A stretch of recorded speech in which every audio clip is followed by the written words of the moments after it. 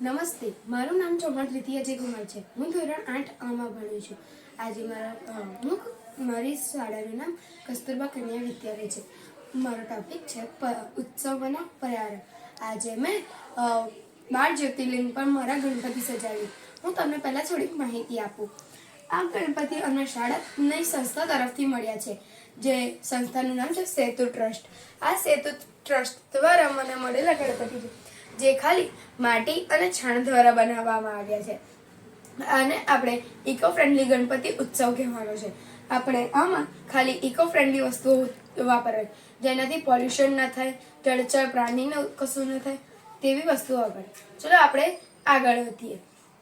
આજના ડેકોરેશનનો ટોપિક છે 12 જ્યોતિર્લિંગ. થોડીક માહિતી આપું. 12 જ્યોતિર્લિંગ ક્યાંથી કેવી રીતે ઉત્પન્ન?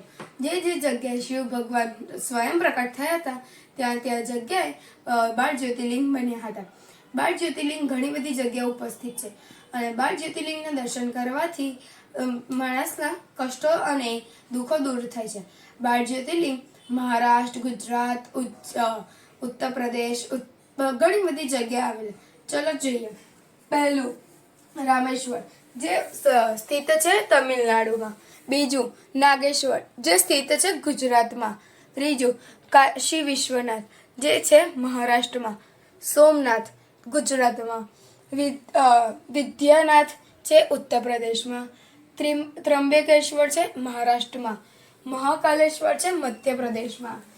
ભીમાશંકર છે મહારાષ્ટ્રમાં. ઓમકારેશ્વર છે મધ્યપ્રદેશમાં. કેદારનાથ છે ઉત્તરાખંડમાં. ગિરીશરાજ છે મહારાષ્ટ્રમાં અને મલ્લિકાર્જુન છે પણ આંધ્રપ્રદેશમાં. તો આપણું 12 જ્યોતિર્લિંગ છે. આ બધી જગ્યાએ જે વ્યક્તિ